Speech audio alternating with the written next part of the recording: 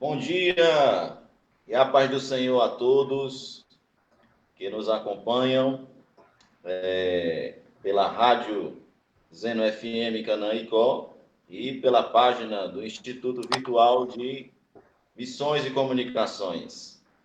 Sejam todos bem-vindos à nossa primeira aula, oficial do curso Livre em Teologia FANOL. Muitíssimo obrigado a todos que estão conosco, a todos que se matricularam.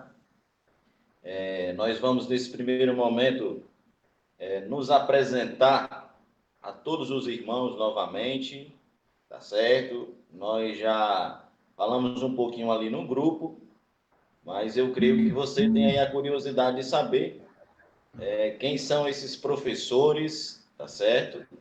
Que a partir de hoje, com a permissão de Deus, estarão ministrando conhecimento, estarão ministrando experiência, para o seu desenvolvimento espiritual. Mas antes da gente passar a palavra aqui para cada um dos professores para se apresentar, quero fazer uma oração com todos os irmãos que já nos acompanham. Deixa eu ver aqui quem já está conosco.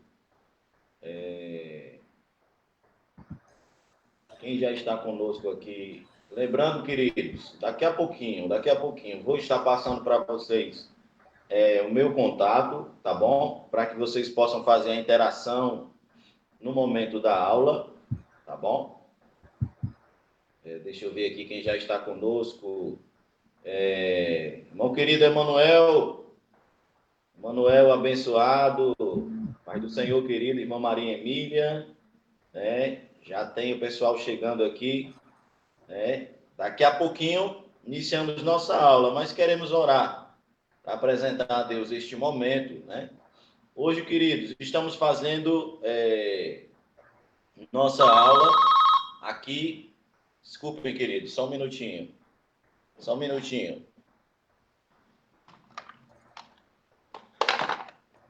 Queridos, estamos fazendo hoje aqui a nossa aula na nossa residência, Mas o Senhor já preparou para a gente um estúdio e a próxima aula, se Deus permitir, estaremos fazendo no estúdio onde o curso será ministrado, tá bom? Então, queridos, eu queria pedir a todos que agora fechassem os seus olhos, vamos orar, apresentar a Deus este momento, pedir a consagração do Senhor para este momento, tá bom? Pai santo e amado, em nome de Jesus, te louvamos, te pedimos, Senhor, a unção, a consagração sobre as nossas vidas, crendo, Senhor, que este curso pode ser um instrumento, Senhor, de bênção, de preparação para a vida de todos os homens e mulheres de Deus que já estão aqui conosco. Ó Pai, aqueles que ainda virão. Aleluia. Ó Pai, vem nos conceder a graça, o dom. Amém. Sabemos, Senhor, que toda boa dádiva e dom perfeito vem do alto. Vem do alto, Senhor. Pai, nos inspira, nos dá um coração inspirado. Para a glória do teu nome. Amém. Amém. Glória Amém, queridos. Mais uma vez aí, bem-vindo a todos. Nesta manhã de sábado, eu lembro que muitas manhãs estive nos seminários aprendendo a palavra de Deus, e era tão gostoso estar com alunos, com professores que tinham a mesma visão, E aqui você está ganhando uma nova comunidade, certo?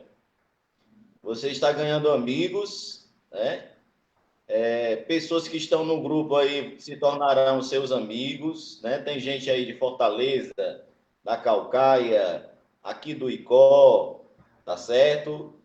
Vai ter pessoas de outros locais também, E você vai ganhar novos amigos, Os professores se tornarão seus amigos, tá bom?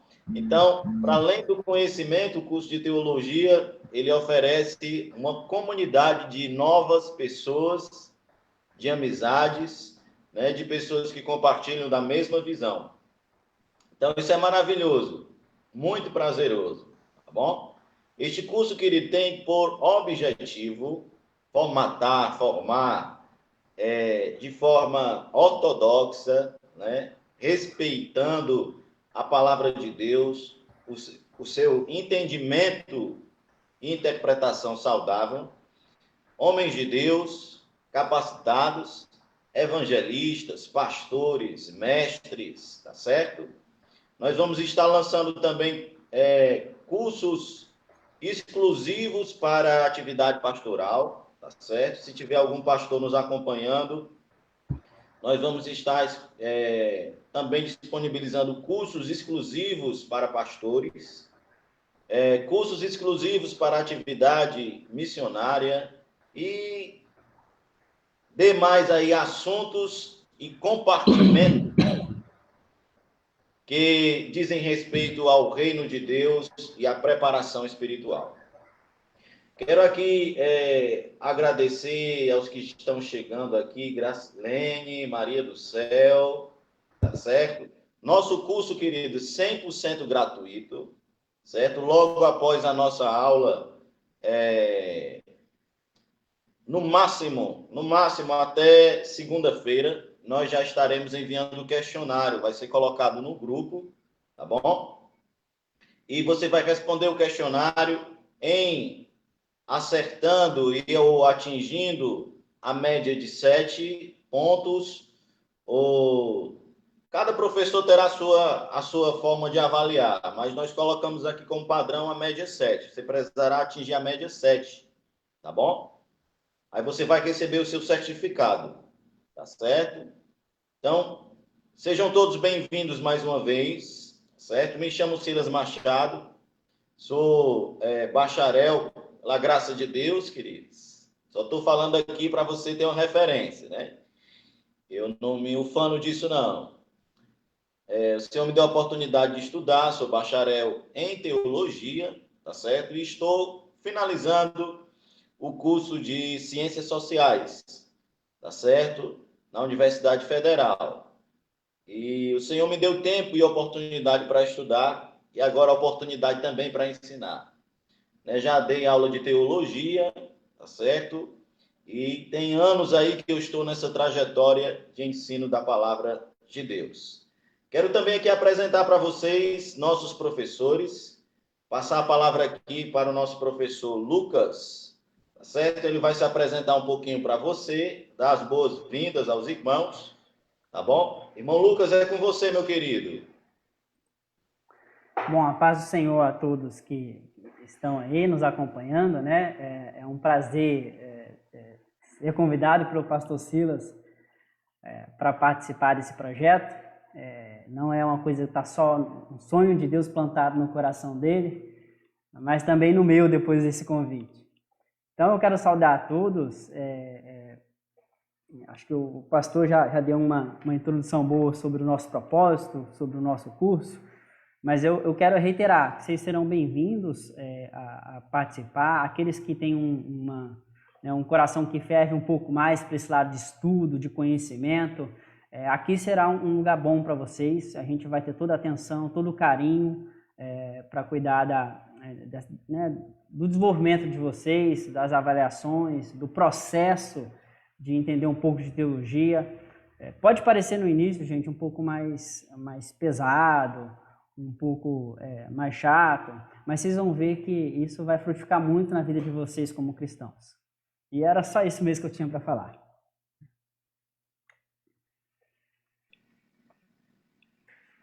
Pronto, queridos. Irmão Lucas, fala um pouquinho aí da sua formação, rapidinho, para as pessoas lhe conhecerem aí.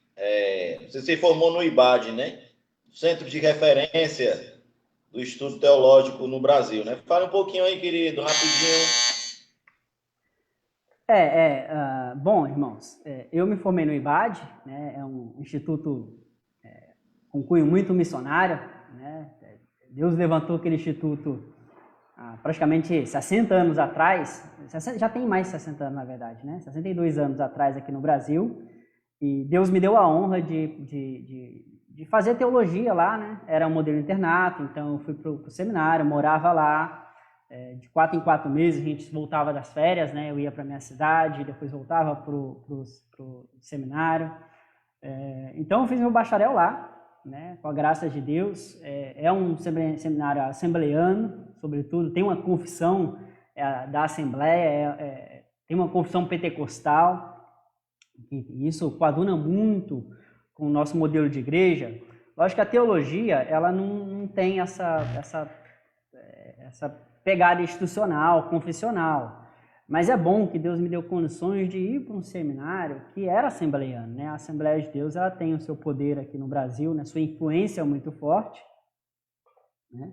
E talvez se eu fizesse seminário em algum outro que não tivesse essa pegada confessional, não teria tanto impacto sobre a minha vida como teve. Mas Deus foi bom, me levou para aquele lugar lá.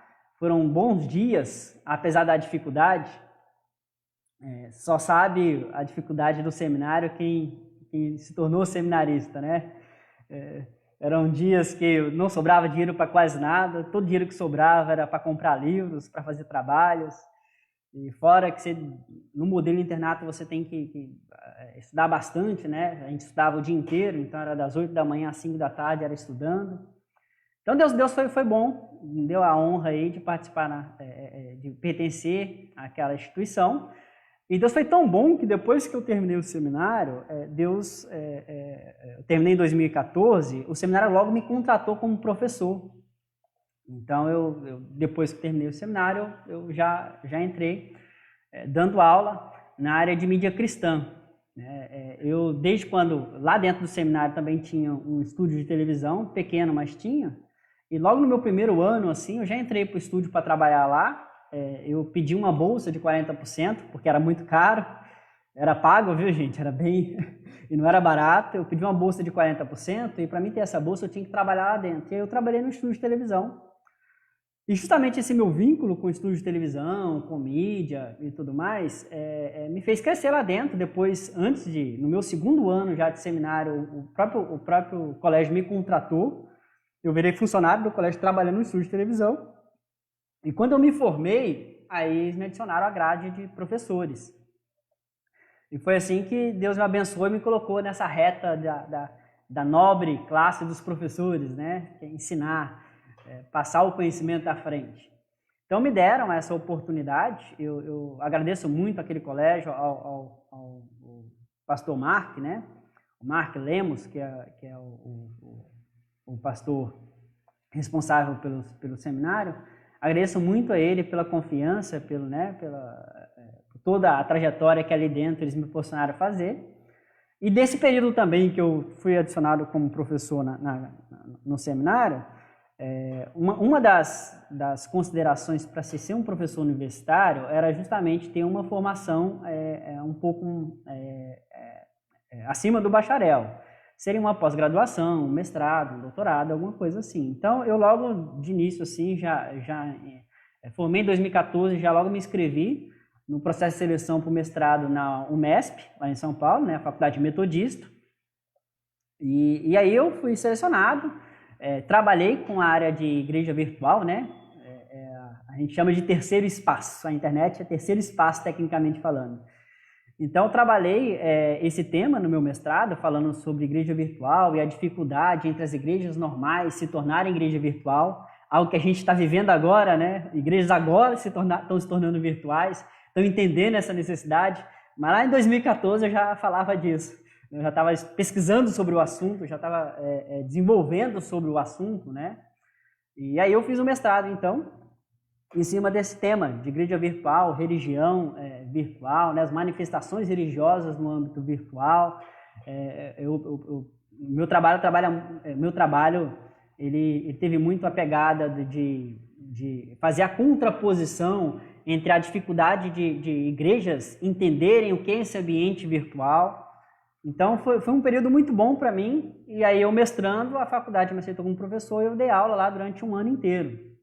Até que eu saí de lá por outros motivos, né? Na verdade, por trabalho, eu acabei sendo contratado por uma outra empresa, para a área de mídia, né? Eu fui para uma televisão católica ainda, não é protestante, não tem a confissão protestante, mas foi onde Deus me deu, né? Eu fui trabalhar com televisão depois disso, e aí depois Deus me trouxe para o Ceará, que é aqui, e hoje eu tô muito lisonjeado pelo convite do pastor Silas, né? De estar participando da grade de professores aqui. Bênção de Deus, queridos. Queridos, daqui a 5 minutinhos, nós já vamos começar a nossa aula, tá certo?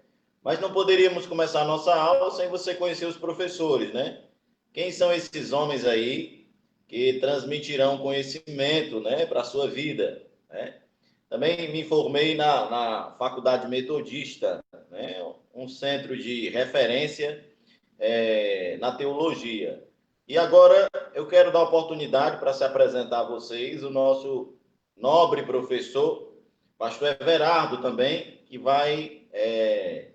esses próximos 4 minutos aí, 3 minutos, 4 minutos, está falando um pouquinho também do seu currículo, tá certo? Para que você possa estar aí bem seguro de que você está aprendendo a palavra com homens de Deus, que estudaram, que se prepararam, tá certo? E que, com a graça do Senhor Jesus, enriquecerão a sua vida. Pastor Everardo.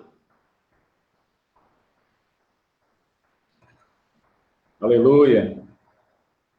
Paz do Senhor Jesus, a paz e a graça para todos nossos queridos e amados irmãos e os alunos do nosso curso de Teologia Livre FANOL.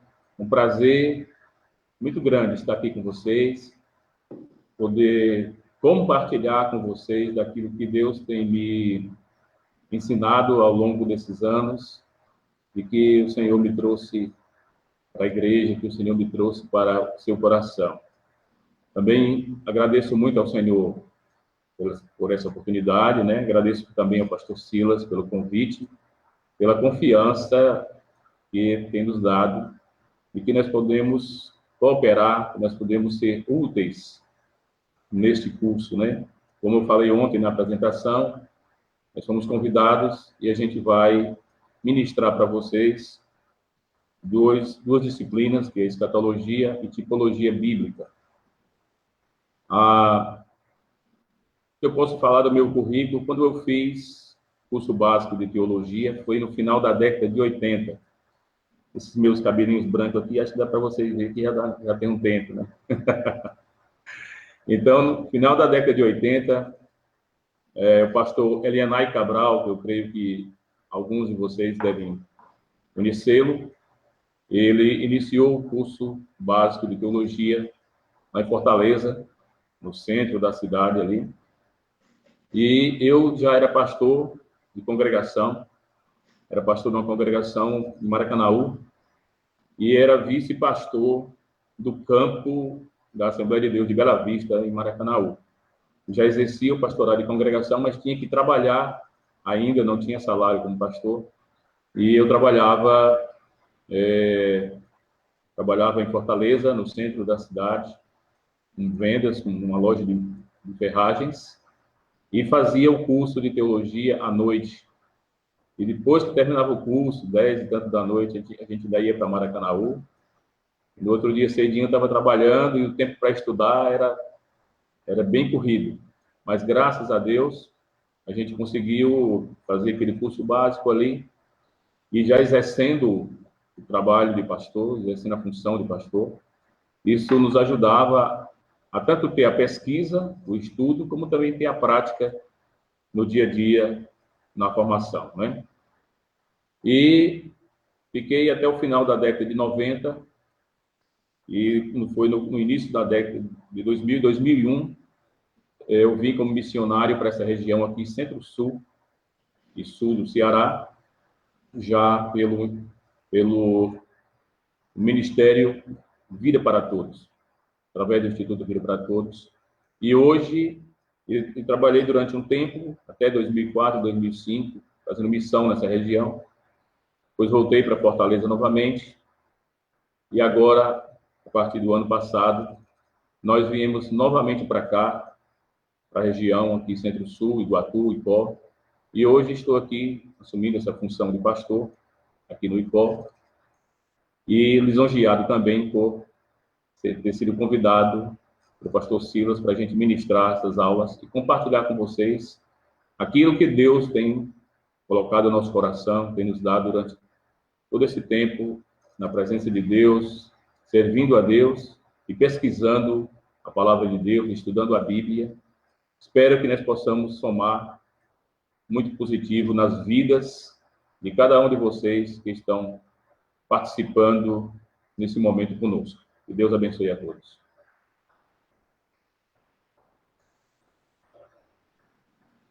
Amém, querido. Muitíssimo obrigado. Vamos dar início à nossa aula, tá certo? Um prazer aqui estar com esses companheiros, né? E com vocês agora, tá bom?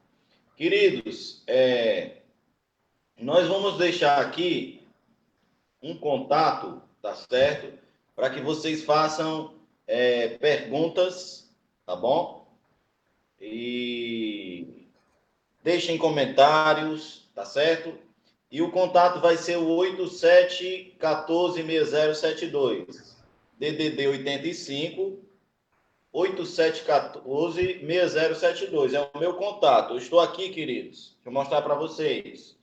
Estou aqui com o celular, tá certo? Pedi só para que o irmão Lucas já colocou a câmera aqui para mim, tá certo? Estou aqui com o celular ligado aqui. Desculpa, o celular é bem simples. Mas estou ligado aqui no WhatsApp, certo?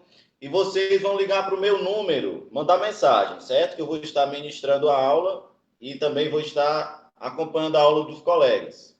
Mas você vai ligar para o meu número, manda uma mensagem para fazer pergunta, tirar suas dúvidas, tá certo? E interage o máximo possível. Vamos estar acompanhando aqui na página do Instituto também. Façam as perguntas pela página do Instituto, que a gente vai estar olhando aqui também e respondendo. Tá bom, queridos? Então, DDD 85 987146072. Tantos que estão nos acompanhando pela página, como que estão acompanhando pela rádio. Tá bom, queridos? Vocês podem fazer as perguntas pelo meu WhatsApp, tá bom? DDD 85 987146072.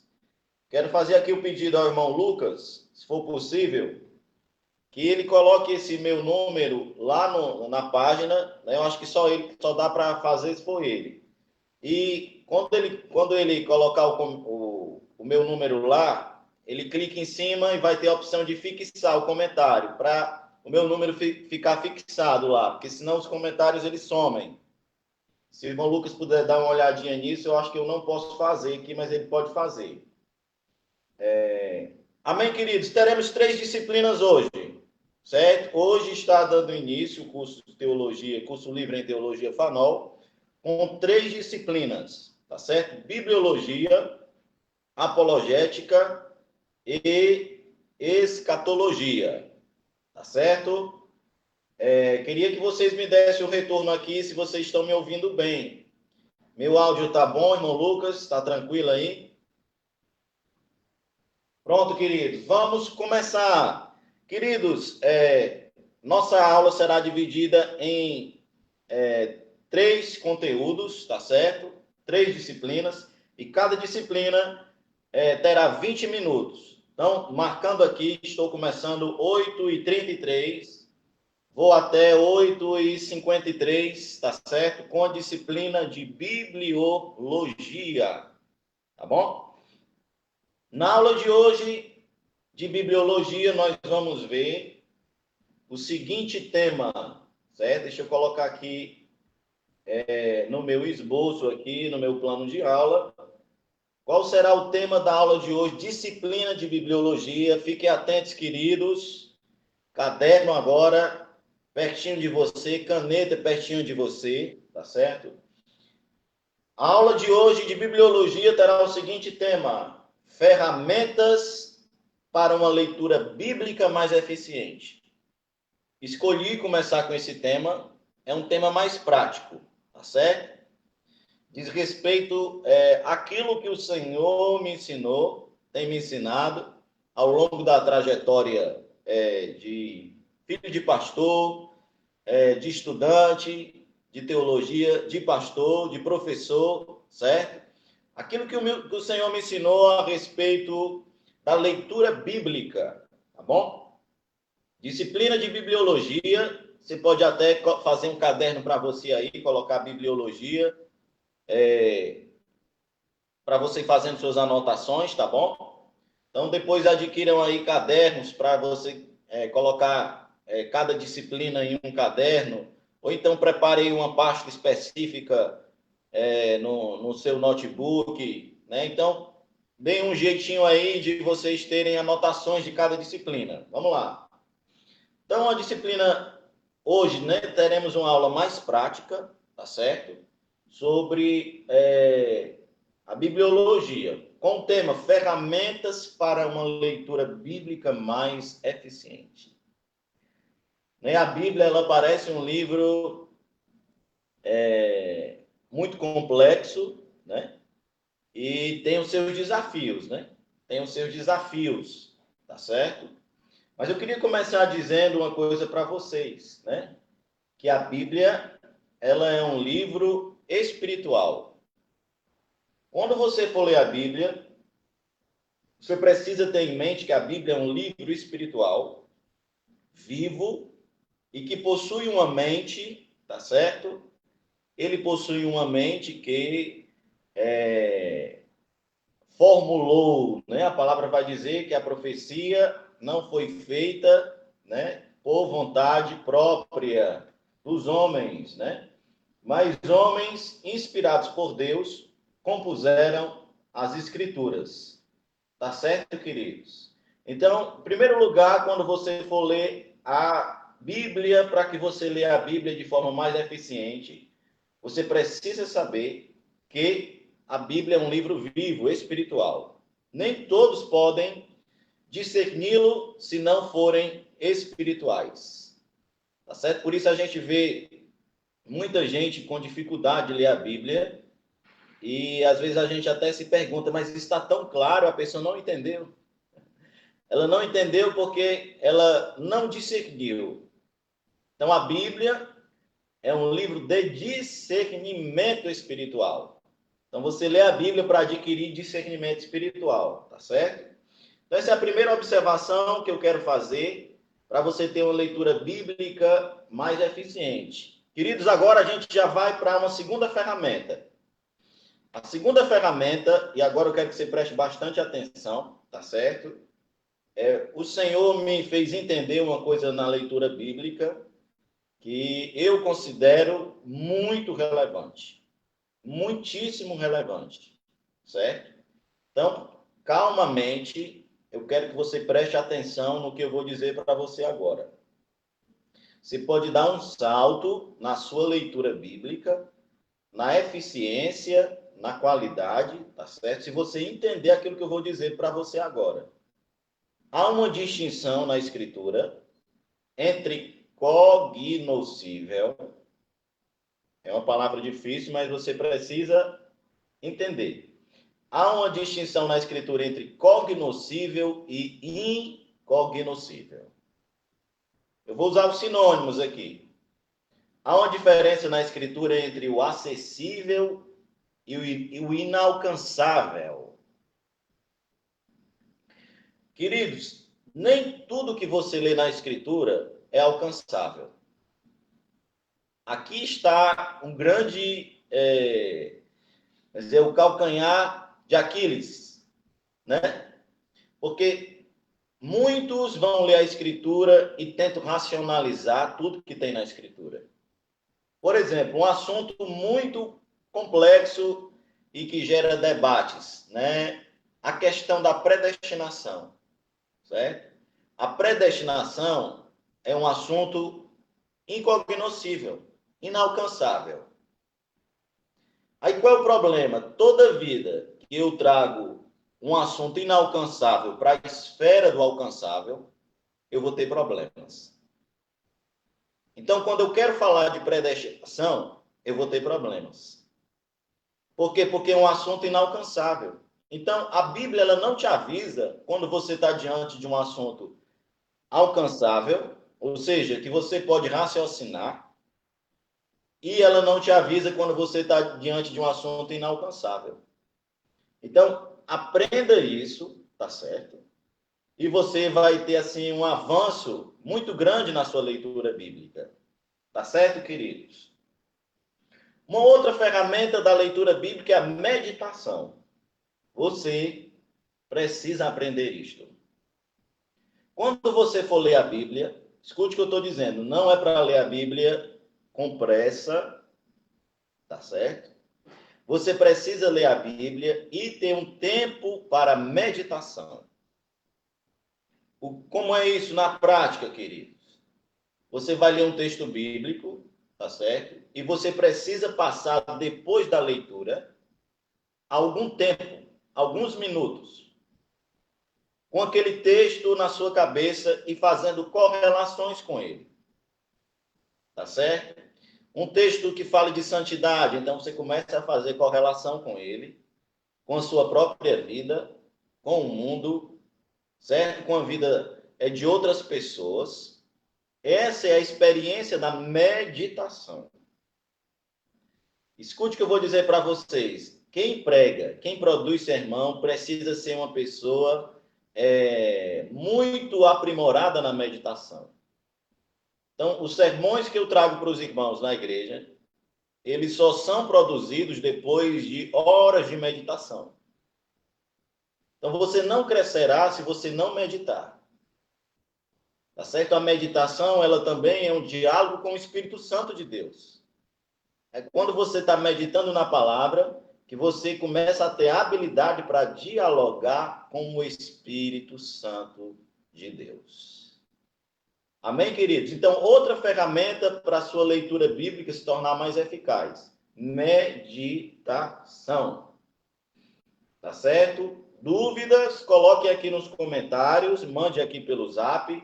Próxima ferramenta. Vou colocar aqui leituras de conteúdos completos. Escuta aí, irmão. Olha para mim, você que está me acompanhando aí pelo Facebook. Você que está me acompanhando pelo Facebook, olha para mim agora. Você que está aí me ouvindo pela rádio, presta atenção no que eu estou dizendo para você.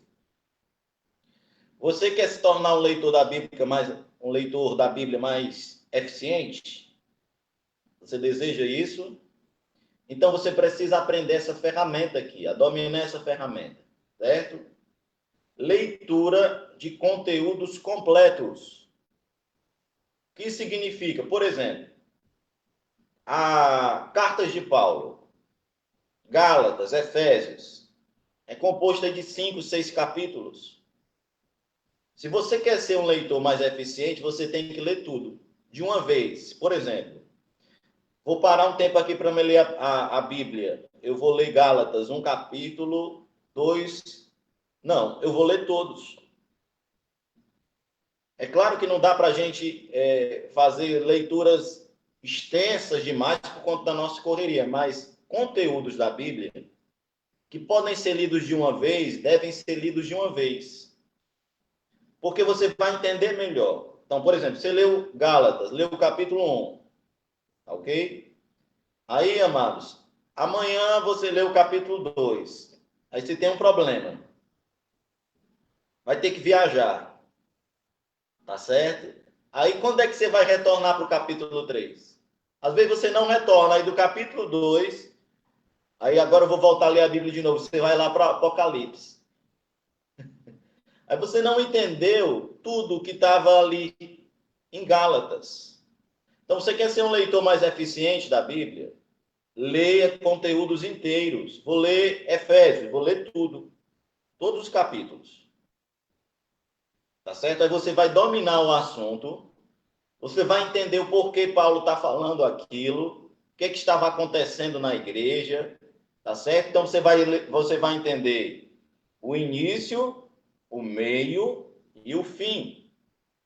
Então, essa é uma outra ferramenta que eu aprendi ao longo da minha trajetória, e que mudou muito a minha eficiência de aprendizado na leitura da Bíblia.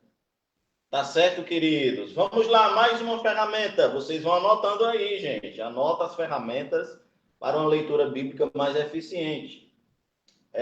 Outra coisa que eu sofri muito, e só com o tempo o Senhor foi me dando inteligência a respeito de um ponto específico e que se tornou e que hoje eu uso como uma ferramenta para a minha leitura bíblica, que é a ordem cronológica e sequencial dos fatos e personagens. Você que está acompanhando aí a transmissão, provavelmente, né, mesmo nós pastores, né, temos dificuldade, por exemplo, você vai ler os profetas. Aí você não sabe quem veio antes, quem veio depois, qual foi o rei de uma determinada época, qual foi o rei de outra determinada época. Irmãos, dá um embaraço. Então, se você quer ser um leitor eficiente da Bíblia, escute o que eu vou dizer para você. Você precisa delimitar personagens e fatos. Eu vou dar só uma dica para você, tá certo?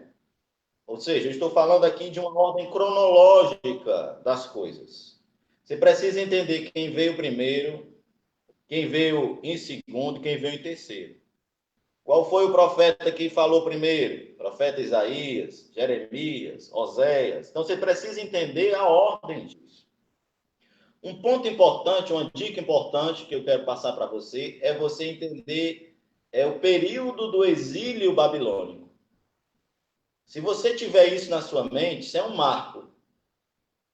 Aí, a partir disso, você vai entender os profetas que vieram antes, profetas que vieram depois, reis que vieram antes, reis que vieram depois. Então, isso vai te ajudar, irmãos, muitíssimo no exame das Escrituras. Tá bom? Mais uma ferramenta suporte. Queridos, escuta o que eu estou dizendo para você. A Bíblia precisa de suporte. Não que o Espírito Santo precise de suporte, mas nós, entes racionais que dependemos da linguagem, precisamos de suporte, certo? Deixa eu ver aqui se está chegando alguma mensagem, ainda não. O que é isso? Você vai ler a Bíblia, tá certo? Aí qual é o suporte que eu estou falando? Um livro, um professor, um vídeo. Por quê? Porque na Bíblia tem textos difíceis. O próprio Pedro vai falar que Paulo escreveu textos difíceis. Então você não pode apenas ler e ficar por aí. Às vezes isso dá certo. Mas é muito bom você saber que você precisa de um suporte, tá certo? Você precisa de um professor, um pastor para você perguntar, tá certo? E às vezes você está pensando que não é. Aí você precisa de um livro, de um material para você consultar. Eu, particularmente, gosto de ver vídeos, certo? Então, tem um assunto bíblico que envolve cultura, que envolve coisas que eu desconheço. Aí eu vou lá na internet, digito o assunto, pronto. Aquele vídeo que eu vou ver ali, né? Não confio 100% em nada, certo? Só estou querendo dizer para você que na leitura bíblica nós também precisamos de suporte. Não é só o que você lê. Muitas heresias surgem porque a pessoa lê e confia no que ela leu. E às vezes lendo textos difíceis e complexos. Então, guarda essa dica aí, meu querido. Já estou terminando aqui as ferramentas. Agora eu vou para uma que precisa da sua atenção. Essa aqui, meus queridos, é interessante, viu? Essa é interessante. O Senhor tem me ensinado também, nessa experiência pastoral, tá certo? Que eu preciso fazer uma distinção, queridos. Preciso fazer uma distinção entre Novo e Velho Testamento. Gente, isso embaraça o pessoal demais, entendeu? Por quê? Porque tem gente vivendo à luz do Antigo Testamento. Aí olha aqui o que eu vou dizer para vocês, tá certo? Hebreus 8:13. Vai dizer que, dizendo nova aliança, envelheceu a primeira. Ora, o que foi tornado velho se envelhece. Está perto de acabar. Um outro termo usado para isso é que caducou. Aí eu digo para você, será que você sabe o que caducou na Bíblia? Existem coisas que caducaram. Certo? Você lê Salmos e você vê Davi pedindo a morte dos inimigos. Dá para a gente viver isso hoje, queridos? Não, isso caducou. Tá certo?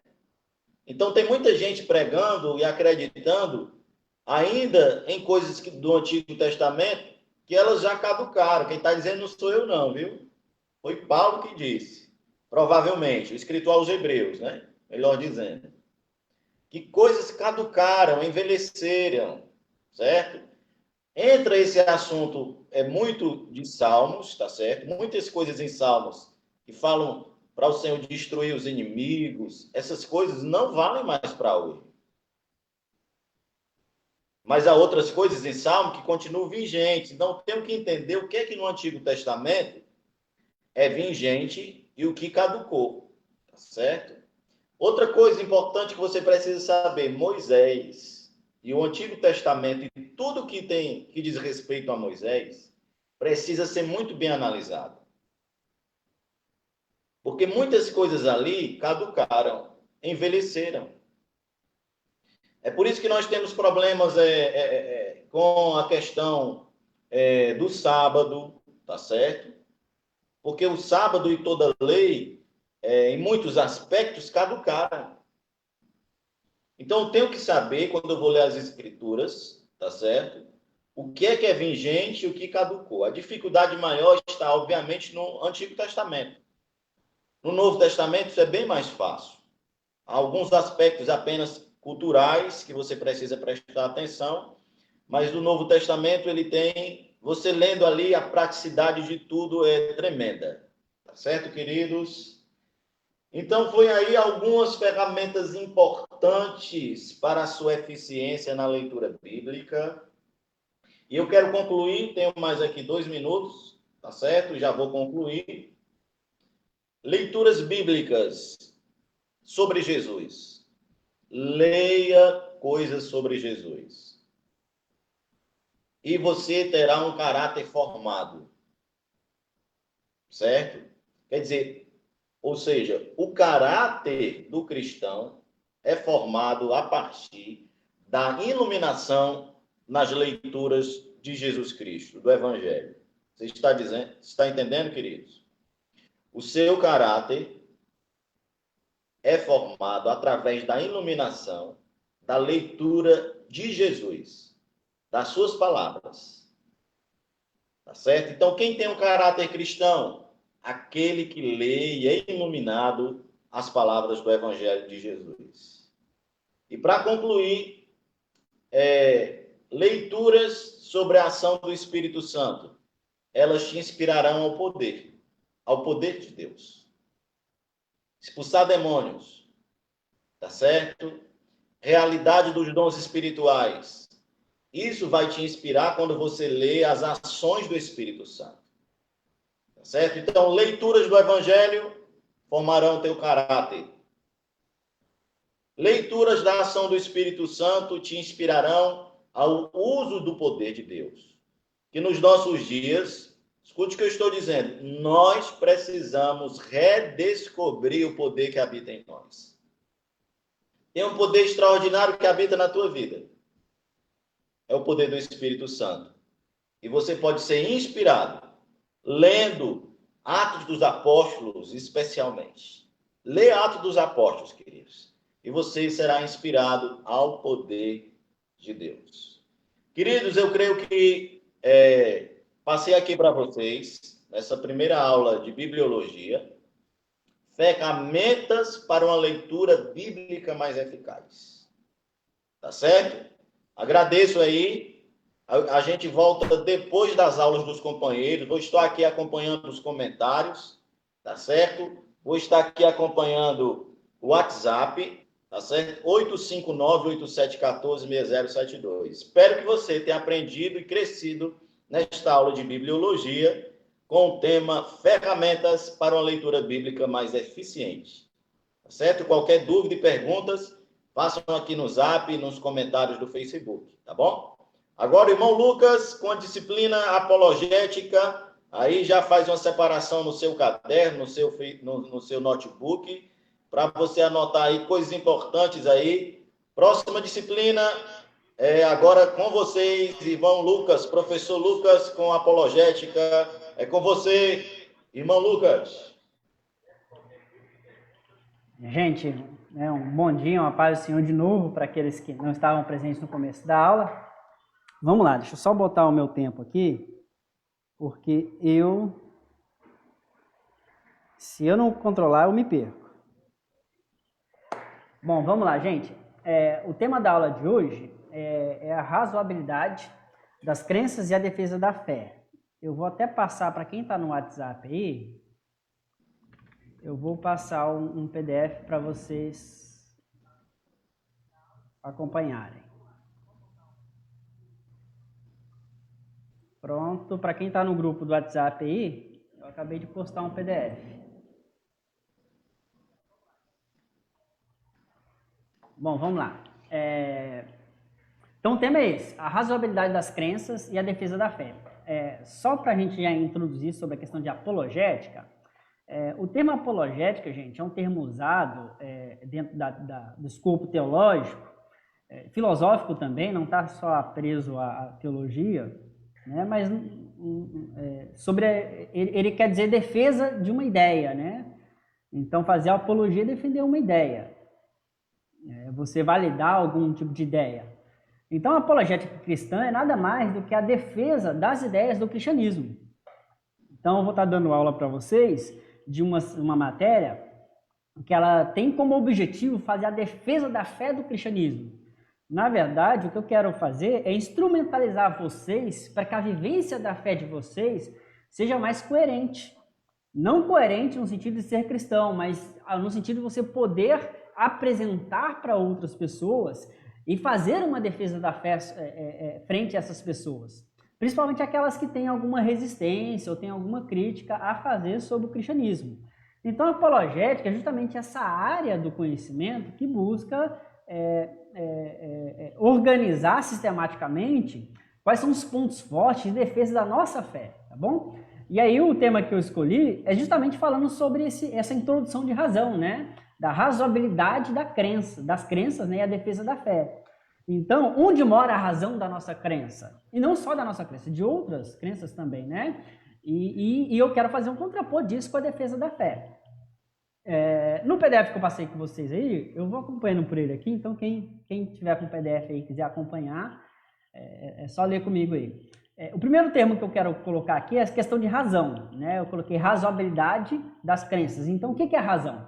Razão é um termo que a filosofia socrática, aquela filosofia que nasceu lá em Sócrates, na antiga Grécia, né? Em 340, 350 anos antes de Cristo, apropriou-se. Então, Sócrates apropriou do termo razão.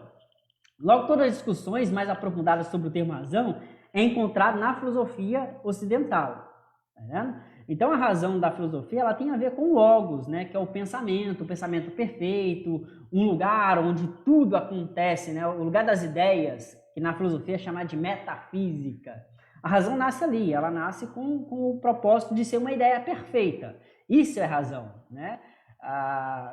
Agora, etimologicamente, a palavra razoável, né? Eu coloquei razoabilidade, ela vem do latim, que é ratio, né? Que significa cálculo, procedimento ou suposição. Tá bom? Eu quero me atentar a essa última definição, que é suposição. Então, razoabilidade é equivalente à suposição. Então, a suposição das crenças. Essa é a ideia que eu quero colocar com vocês. Já o termo crença, que é o que vem depois, ele vem do latim, que é credentia ou credere, que significa acreditar. Então, qual é a suposição que você acredita? Essa é a ideia, né? Então, razoabilidade das crenças é isso, suposições com quais você acredita. Tudo que os indivíduos fazem, a forma como eles pensam, sentem, agem, é resultado de suas crenças e da razão em volta delas. É justamente por isso que muitas pessoas agem de formas diferentes em situações idênticas. Então, todo o nosso ser, né, quando compreende o meu ser, o seu ser e diversas individualidades que existem no mundo, nós somos seres que somos compostos por diversas crenças e diversas razões. Esse é o princípio. As crenças, eu fiz uma categoria simples aqui, que eu qualifico elas em crenças hereditárias, que são aquelas crenças que nós carregamos hereditariamente, que vêm dos nossos pais, que vêm dos nossos avós, dos nossos tataravós e assim por diante. Deixa eu só ver como é que está a transmissão aqui. Que eu tenho que acompanhar também para não perder, né? Facebook, tá ok, tudo funcionando. Então, essas crenças hereditárias, né, elas são representadas por tudo aquilo que o indivíduo ouve dos pais e observa em um sistema familiar. Normalmente são as crenças mais fortes, pois tendem a perdurar o restante da vida. Então tem crenças que nós adquirimos nossos pais, que nós carregamos ela pro resto da vida. Eu quero citar um poema do saudoso Shakespeare, né, um grande dramaturgo norte-americano. Tem um poema dito assim, um dia a gente aprende. Esse poema é lindo. Quem tiver interesse aí por poesia, pode procurar aí na internet e ler o poema Um Dia a Gente Aprende. É lindo.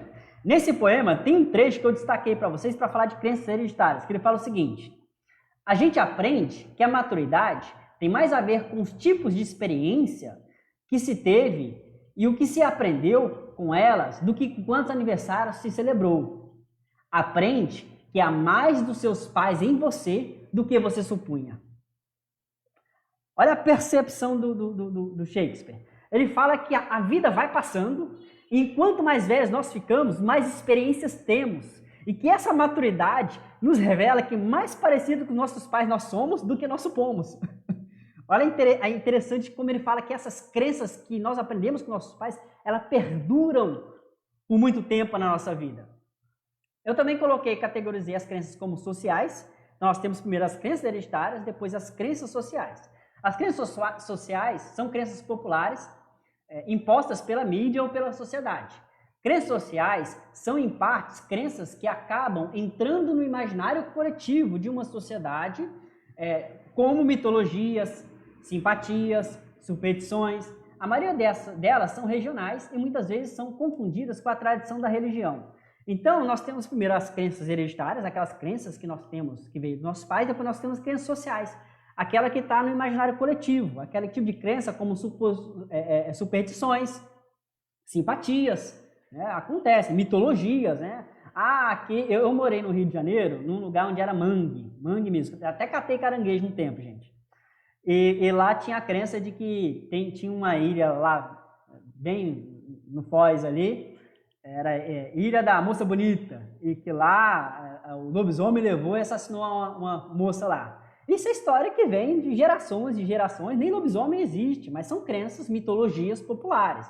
Então as crenças também, as crenças sociais também é um tipo de crença a se levar em consideração para definir o ser humano. E tem as crenças pessoais, né? Então primeiro as hereditárias, as sociais, depois as pessoais. As crenças pessoais são crenças criadas a partir da experiência individual. Elas têm origem hereditária, mas se tornam verdades pelas experiências, ou seja, são crenças reforçadas com a experiência individual. Então, nós podemos observar aqui que as crenças pessoais, elas estão interligadas com as crenças hereditárias. Então, nossos pais não passam um conjunto de crenças e nós, pela experiência da vida, vamos validando se elas são verdades ou não são. E aí, dentro dessas experiências, nós vamos fortificando, solidificando crenças, que são aquelas que nós acreditamos piamente, são nossas crenças pessoais, é a crença individual. E, de novo, o texto de Shakespeare começa justamente falando isso. Olha só o texto de Shakespeare, vou citá-lo novamente. Um dia a gente aprende que a maturidade tem mais a ver com os tipos de experiência que se teve e o que você aprendeu com elas do que quantos aniversários se celebrou. Então, olha só, nós formulamos crenças a partir de nossas experiências pessoais e individuais. Nós não só temos aquelas crenças que herdamos dos nossos pais, não temos só as crenças que estão em meio à sociedade, mas temos nossas crenças pessoais. Entendeu? Muitas das crenças individuais nascem com um pensamento rígido acerca de determinada experiência. O pensamento rígido é um assunto investigado pela psicologia nos seguintes limites. Então, o pensamento rígido, para quem ainda não teve contato, é um termo usado na psicologia. Né? A psicologia criou esse termo, né? A rigidez do pensamento. Criou e tem toda uma teoria atrás do pensamento rígido. Mas, em linhas gerais, o pensamento rígido, né, o padrão rígido, por assim dizer, que é assim que a psicologia coloca, se refere a uma crença subjacente, que se deve fazer um grande esforço para atingir elevados padrões internalizados de comportamento e desempenho. Então, o pensamento rígido é quando você tem uma crença, olha só, uma crença, né, subjacente, ou seja, ela está condicionada a alguma coisa. Então, você tem uma crença condicionada a alguma coisa e que para essa coisa acontecer, demanda um grande esforço, seja de comportamento ou desempenho próprio. Eu vou dar só um exemplo simples do que é um pensamento rígido. O pensamento rígido é o seguinte: você vai no supermercado, você pega os seus objetos que você quer ali, né, compra um alimento, né, alguma coisa, e você vai no caixa. Aí no dia que você está lá na fila bonitinho, aquele caixa para porque aconteceu alguma coisa, a chave quebrou, ou o caixa saiu para o almoço e aí a que veio agora não sabe trabalhar. Alguma coisa acontece que você fica parado naquela fila ali. Aí você entra com o pensamento rígido. Tá vendo? Só porque eu estou na fila, aconteceu alguma coisa. Tá vendo? Isso é um pensamento rígido. Aí um outro dia, você vai no supermercado de novo. Aí acontece que o caixa dá outro problema. Aí você vai reforçar. Tá vendo? Eu disse. Esse caixa aqui, esse número aqui não funciona. Então, é só porque eu estou que não funciona. Isso são pensamentos rígidos. Por quê? Porque o tempo e o acaso, e para ser bíblico, porque o tempo e o acaso é um assunto tratado em Eclesiastes, eles também mudam as variáveis do nosso dia a dia. Não existe esse místico, né? A gente coloca o místico atrás dizendo é só porque é esse caixa, só porque sou eu, e faz um pensamento rígido. E isso não é cabível, a gente tem que ter bastante cautelas quanto a isso. Tem uma coisa que eu quero citar de um psicólogo, que é o George Bernard, né? Ele fala o seguinte: é impossível progredir sem mudanças, e aqueles que não mudam suas mentes não podem mudar nada. Então isso demonstra o quanto o pensamento rígido pode ser maléfico para a sua vivência, não só como cristão, mas como pessoa também. Porque se você não está disposto a tirar a rigidez do pensamento e pensar diferente, se você não está disposto a mudar alguma coisa em você, você não tem capacidade de mudar nada. E as crenças são difíceis, porque mudar uma crença é um desafio muito grande, né? As principais crenças religiosas, para a gente começar a entrar agora na questão da religião, deixa eu ver meu tempo. Eu tenho 7 minutos. Tá. As principais crenças religiosas no mundo são o cristianismo, o islamismo, o hinduísmo e o budismo. Então, essas 4 religiões são as maiores do mundo, né? O cristianismo, compreendendo o protestante e o católico, tá? E outras religiões ali que estão. O espiritismo tem alguma coisa, né? Mas o cristianismo está compreendendo esse pessoal que está em cerca de Cristo ali, tá em volta de Cristo. O islamismo, que é uma religião abraâmica, né? Assim como o cristianismo também é uma religião abraâmica. O islamismo é praticado pelo Islã, né? E aí nós estamos falando ali do pessoal do Oriente Médio, né? Os árabes, né? Tem os muçulmanos e tem uma grande porção de pessoas aí nessa crença. Inclusive, logo se tornará uma das maiores religiões do mundo, o islamismo, tá, gente? Então, o cristianismo, o islamismo, o hinduísmo, que é uma religião praticada ali na Índia, né, com mais força, e o budismo, que também é uma religião indiana, mas acaba entrando pela China, um pouco no Japão, né, é uma religião forte ali na região oriental do mundo.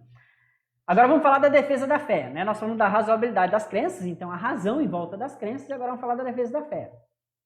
O mundo contemporâneo secularizado e pluralista, né, herdeiro do iluminismo e do racionalismo, olha o termo, racionalismo, continua a fazer questionamentos que são obstáculo para muitos descrentes e uma fonte de incertezas para um grande número de cristãos. Os problemas apresentados, né, são objeções não somente racionais, mas emocionais que as pessoas levantam contra a fé, contra o próprio ato de crer. Muitas dessas pessoas chegam a certos aspectos atraentes do cristianismo, mas conseguem transpor algumas barreiras que impedem de crer. Então tem muita gente que se atrai pelo cristianismo, mas não crê piamente no cristianismo. E aí eu vou dar algumas razões da defesa do cristianismo, né? Aqui para finalizar, deixa eu ver meu tempo. Eu estou com 5... tem 5 minutos, dá para fazer uma defesa boa aí. Então, as razões para crer no cristianismo. Quais são as razões que levam, né, razão, lógica, que nos levam a crer no cristianismo? A primeira evidência, lógica, que nós temos nos nossos dias hoje, é que o cristianismo é uma religião que moralmente sustenta-se entre as outras, né, entre as outras eras, por meio da tradição. Então, o primeiro argumento de que o cristianismo é uma religião sólida é que, em meio a muitas eras, ele se sustentou com as tradições. Uma tradição falha não se sustenta por muito tempo. Uma tradição bem arquitetada se sustenta por muito tempo. E o cristianismo é um caso de uma tradição arquitetada, tá vendo? E que sustentou-se durante muito tempo. Então, a primeira evidência da força do cristianismo está no tempo, mais de 2000 anos de tradição. E se a gente colocar ainda o judaísmo, que era a religião anterior ao cristianismo, e aí entra aqui, gente, tecnicamente o cristianismo é uma religião judaico-cristã, ou seja, nós somos de uma matriz judaica. Então, se nós colocarmos o judaísmo, é uma religião de quê? De 4.000 anos antes de Cristo, com mais 2, quase 6.000 anos aí, tá entendendo? Então, é uma religião de muita força. Então, o primeiro é que as tradições cristãs perduraram por eras e eras e gerações. O segundo argumento que demonstra a razoabilidade do cristianismo, ou seja, o argumento lógico da defesa do cristianismo, é que o cristianismo é a religião que fornece os melhores valores para a sociedade frente às outras religiões. Ou seja, o cristianismo, de todas as religiões, é a religião que mais forneceu valores e os melhores valores. Porque religiões, outras existem, mas fornecem os mesmos valores do cristianismo, como a própria perseverança, a fé, né, o amor ao próximo, o amor aos pais, o cuidado com os pais. Tudo isso são elementos que estão no cristianismo com muita força. Tá entendendo? Então, ele se sustenta porque ele fornece valores à sociedade. Tá, e valores concretos, não são valores só puramente abstratos, só no campo das ideias. Valores que transformam a sociedade. E o terceiro argumento sobre o cristianismo é que ele é a única religião que te convida para morrer para você mesmo, né, e viver para Deus. E aqui, deixa eu ver quanto tempo, 2 minutos, dá para contar. Quero contar a história do Louis Strobel. O Strobel é um jornalista e ele foi convidado pela BBC para fazer um conjunto de vídeos, escrever um livro para provar que o cristianismo não tinha a força que ele tem, né? Que ele não é uma boa religião, que ele só é mais uma religião entre muitas. E ele começa a escrever. Ele pega um ex-pastor, né, um cara que conheceu o cristianismo, viveu o cristianismo, depois saiu, que perdeu a fé, e interroga esse pastor, e lá ele elabora 8 ideias, né, 8 bases, para entender por que esse pastor perdeu a fé. E depois que ele tem essas questões, ele vai viajar o mundo, consultando grandes teólogos para responder essas questões. É interessante que um dos últimos entrevistados do Strobel foi um pastor presbiteriano. E ele fala o seguinte, ele pergunta assim: pastor, se você quer que o cristianismo é a melhor religião do mundo, por que não é a religião que mais cresce? Aí o pastor respondeu isso que eu falei para vocês. Ele falou assim: o cristianismo não é a religião que mais cresce, porque de todas as religiões, é a única que fala para o cara que se converte que ele tem que morrer. O cristianismo é a única que desafia você a negar você mesmo. E aí você começa a ver que a relação homem e Deus do cristianismo não tem nada a ver com as outras religiões. É uma religião que, de fato, está disposta a absorver o homem para o campo espiritual, mas não aceitar as mazelas do homem. Aquele convite, morre para você mesmo. Quem quiser vir após mim, que negue a sua cruz, né? Essa é a visão essa é a percepção de Cristo. Bom, 50 segundos? Então, gente, muito obrigado por me tolerar nessa aula. Eu passei aí um pouco da defesa da fé cristã, nesses últimos 3 pontos. Qualquer questão aí, faça as perguntas que daqui a pouco a gente vai responder, tá bom? Muito obrigado. Pastor Silas.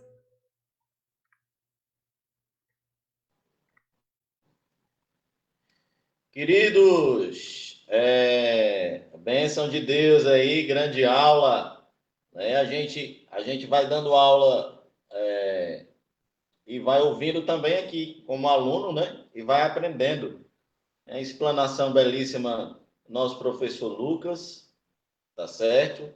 Queridos, próxima aula agora com o professor Everardo. Eita, o assunto agora, queridos, escatologia.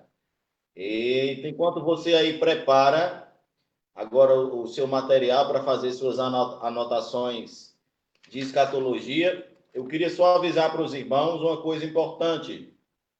Nós teremos ponto por participação, certo? No final da aula, vou estar falando sobre como vai ser o questionário, tá certo? Daqui a pouco, depois da aula de escatologia, vou estar falando como vai ser o questionário e vai ter ponto por participação, certo? Eu vou estar explicando como é esse ponto por participação. Um dos pontos por participação é você trazer mais um aluno. Aqueles irmãos que estão acompanhando o curso, né, já estão matriculados. Se você conseguir trazer mais um aluno, um amigo, um irmão, para fazer o curso de teologia, você vai ganhar ponto por participação. Por exemplo, nós colocamos aí a média 7. Depois da sua avaliação do questionário, se você atingir 6, e se você tiver um ponto por participação, ou seja, se você tiver trazido um aluno, tá certo? Você vai atingir a média 7 e não vai precisar fazer atividade de recuperação.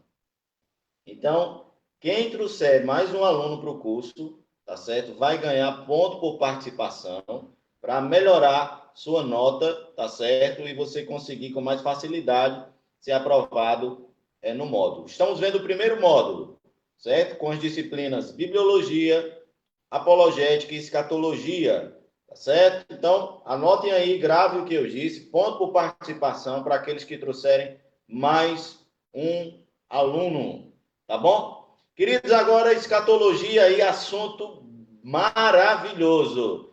Pastor Everardo, 20 minutos aí para a aula de escatologia. Depois da aula de escatologia, vamos falar sobre questionários, como será a entrega de certificados, tá bom? Então, todos atentos aí para agora mais uma grande aula de escatologia.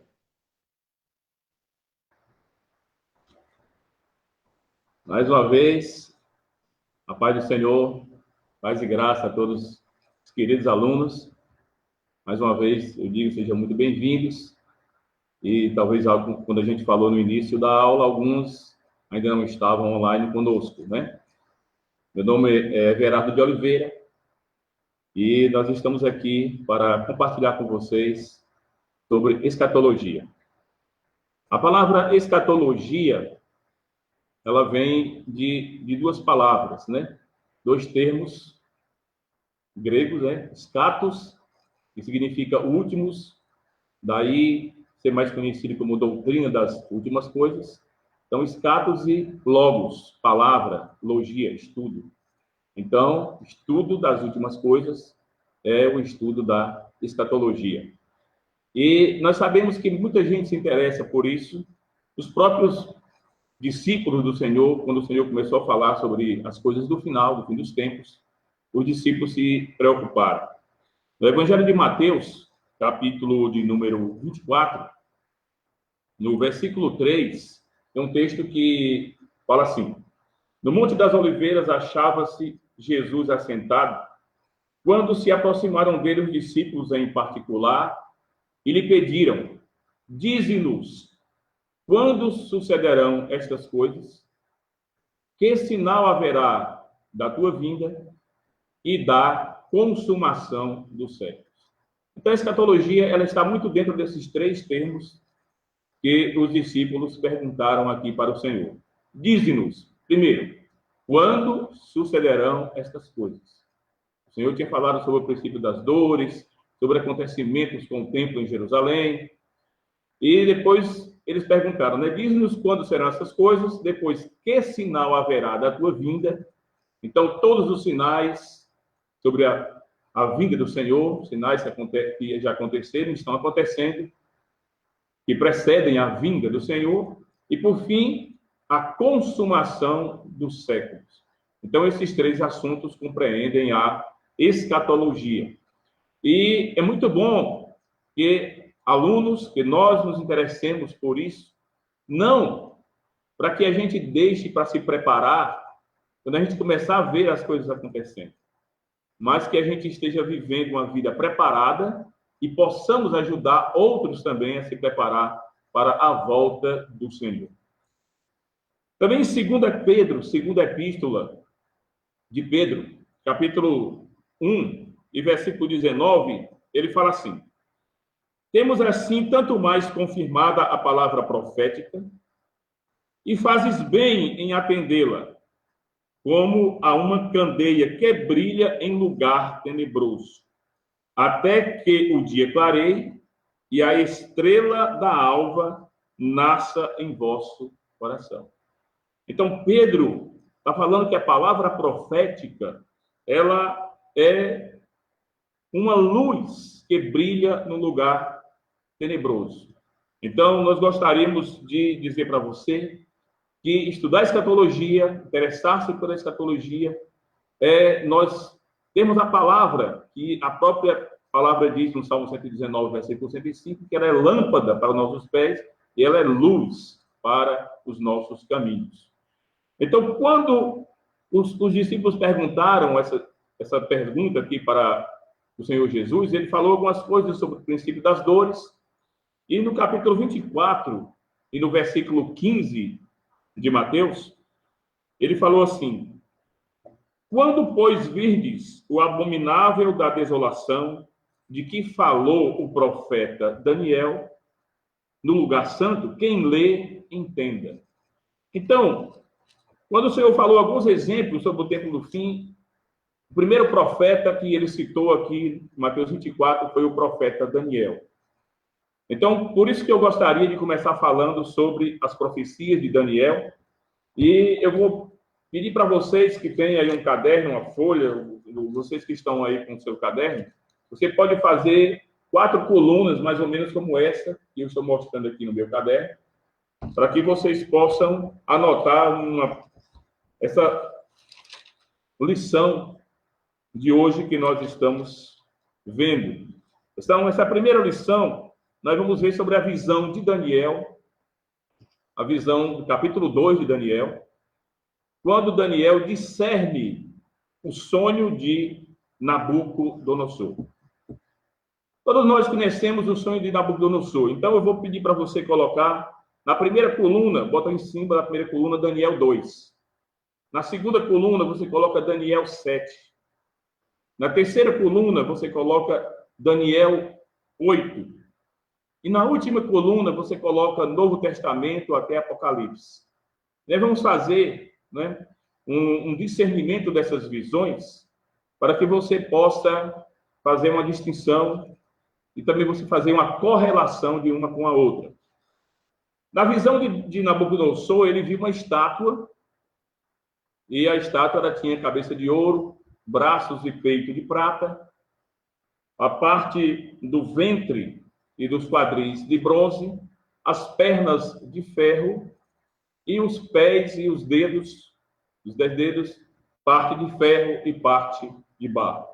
Para entender o tema dessa lição, que é o governo humano, destino do governo humano nessa visão, então, na primeira coluna, a cabeça de ouro, ela tipifica o império de Nabucodonosor, o império babilônico, que começou com Nabucodonosor, e ele foi o cabeça desse império, mais ou menos no ano 605 a.C., até o ano 539 a.C.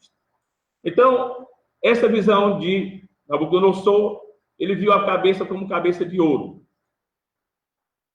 Para que Daniel tivesse o discernimento desse sonho, ele buscou muito a Deus em oração, não sozinho. Ele chamou os seus 3 amigos para orar junto com eles. Quero dizer para você que no estudo da escatologia, nós não queremos fazer meramente especulações.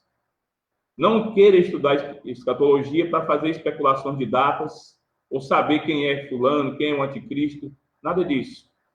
Queira estudar escatologia com oração. Busque para que Deus lhe dê o discernimento. Do jeito que Daniel orou e buscou, orando com seus amigos para discernir o sonho escatológico de Nabucodonosor, assim também nós precisamos orar para entender o que é que o Senhor fala para nós com respeito à doutrina das últimas coisas. Então, essa primeira cabeça de ouro, primeira visão, é a cabeça de ouro da estátua, que tipificava Nabucodonosor e o Império Babilônico. Então, é claro que Daniel orou para que Deus lhe desse mais discernimento sobre essa visão. Então, no capítulo 7, se você for ler depois do capítulo 7, que eu quero que você leia todos esses capítulos, desses 15 próximos dias. Leia Daniel 2, Daniel 7, Daniel 8 e Apocalipse e alguns trechos de Mateus que nós vamos passar aqui para vocês durante essa aula. Então, na segunda coluna, você coloca Daniel 7. Em Daniel 7, Daniel vê uma visão, e nessa visão ele vê os animais. O primeiro animal que ele vê é um leão com asas de águia. Eu quero dizer para você que essa visão do leão com asas de águia, ela é correlacionada com a cabeça de ouro. É a mesma coisa, é o mesmo significado. Só que Deus vai dando uma visão para Daniel para lhe mostrar coisas além daquela que Nabucodonosor tinha visto. Então, esse leão com asas de águia também simbolizava Nabucodonosor e significava também o Império Babilônico. Só que aqui o leão com as asas de águia, Daniel, quando ele viu essa visão, já estava na época que quem estava reinando no lugar de Nabucodonosor, que já tinha morrido, era seu neto Belsazar, junto com seu pai Nabonido. Então, significava que essas asas de águia, que também era o símbolo do escudo do Império Babilônico, essas asas de águia, essas duas asas, eram o neto de Nabucodonosor e o seu pai. E quando Nabucodonosor morreu, eles assumiram, quem vai estudar história vai ver também, que Nabonido usou de algumas coisas não muito honestas para assumir esse trono. Mas então essas asas de águia são os 2 sucessores de Nabucodonosor. Então Daniel 8, ele não vai falar nada com respeito à visão de Nabucodonosor, porque quando Daniel vê a visão do capítulo 8, já está em outra época no reinado Medo-Persa. Mas, passando para a última coluna, então, na primeira coluna você coloca a cabeça de ouro, que é Nabucodonosor. Na segunda, leão com asas de águia, também que se refere a ele, para dar mais revelação. Daniel 8, na terceira coluna, você não vai colocar, por enquanto, nada. E, na quarta coluna, você coloca Apocalipse 17 e 18, e você vai ler muito sobre a questão dos desdobramentos da Grande Babilônia. Ao estudar esse estudo da Grande Babilônia, começando aqui de Nabucodonosor, nós sabemos que para estudar a Grande Babilônia, nós vamos ter que voltar lá para Nimrod, lá em Gênesis. Mas eu creio que esse desdobramento da Babilônia, de Nimrod até Apocalipse, nós vamos ver quando estiver estudando tipologia bíblica no módulo sobre a Grande Babilônia, sobre a Babilônia até despontar na Grande Babilônia. Então, esse primeiro cabeçalho aqui das 4 colunas, Daniel 2, cabeça de ouro, Daniel 7, o leão com asas de águia, e Apocalipse 17 e 18, que fecha os desdobramentos sobre a Babilônia. Embaixo, na primeira coluna de Daniel 2, abaixo da cabeça de ouro, você vai ver os peitos e o braço de prata, que tipifica o Império Medo-Persa. Se juntou os medos e se juntou os persas e formaram no peito um império só, chamado Império Medo-Persa. Isso aconteceu por volta do ano 538. O Império Medo-Persa durou até o ano 331 a.C., mostrando que está cumprindo-se literalmente na história, quem estuda história, cumprindo-se literalmente a visão que Deus deu para Daniel através do sonho de Nabucodonosor. Então, na segunda coluna, Daniel 7, baseado nessa mesma visão dos peitos de prata, Daniel, o Senhor mostra para ele um urso com 3 costelas entre os dentes, mostrando também que isso se refere ao Império Medo-Persa, que essas 3 costelas foi porque eles dominaram naquela época o Império Babilônio, o Império Assírio e o antigo Império Egito. Essas 3 costelas foram dominadas pelo Império Medo-Persa, mostrando que essa visão do urso foi cumprida literalmente nessa época. Já na terceira coluna, Daniel 8, você vai observar que Deus já mostrou a mesma visão com alguns detalhes a mais. Ele mostrou um carneiro com 2 chifres. Esse carneiro com 2 chifres também tipifica o Império Medo-Persa. 2 chifres, por que 2 chifres? E aqui fala na visão de Daniel 8 que eram 2 chifres grandes, que tipificavam a Média e a Persa, né? Que se juntaram para formar um só império. Eles regiam o império num trabalho de regência e corregência. Então, quem começou regendo foi os Medos e a corregência com a Pérsia. Mas, no final, a visão de Daniel aqui, no capítulo 8, fala que um chifre cresceu mais do que o outro, o que na história se cumpriu literalmente. Quando a regência mudou dos Medos para os persas, a história mostra que o Império Persa ele cresceu bem mais do que na época da regência dos Medos. Significa que se cumpriu literalmente essa profecia, que os persas cresceram mais. Inclusive, depois, no final já do Império, na história já era conhecido mais só como Império Persa, de tanto que eles se destacaram. Então, vamos voltar agora para a primeira coluna de novo. Vamos ver a visão lá da estátua, da primeira coluna, embaixo, na parte do ventre e dos quadris de bronze, que tipifica o Império Grego, também conhecido como Império Greco-Macedônio. Esse império ele durou do ano 331 a.C. até o ano 168 a.C. Então, o ventre de bronze e os quadris, né? O que é um quadril? Um quadril ele tem mais ou menos 4 ossos específicos, que é chamado de vem de 4, quadril, né? Então, nós vamos ver que agora na segunda coluna, na visão de Daniel 7, ele já vê esse mesmo império, o Império Grego-Macedônio, já de uma outra forma. Deus mostra para ele uma visão de um leopardo. Esse leopardo ele tinha 4 asas e 4 cabeças, né? Claro, o império começou com Alexandre, conhecido como Alexandre o Grande. Ele é um leopardo é um animal rápido. Por que foi vista a visão como um animal rápido? Porque o império o Império Grego-Macedônio, através de Alexandre o Grande, foi muito rápido. Alexandre era um cara que toda a vida foi precoce. Ele, com 20 anos, ele já era general. E quando ele assumiu o império, em 3 anos, praticamente, ele conquistou tudo que ele precisava conquistar, com muita rapidez. Mas, no auge do império, ele apenas com 9 anos que havia assumido, que era o imperador, ele morreu de repente, porque ele já tinha conquistado tudo, praticamente com 3 anos ele tinha conquistado tudo.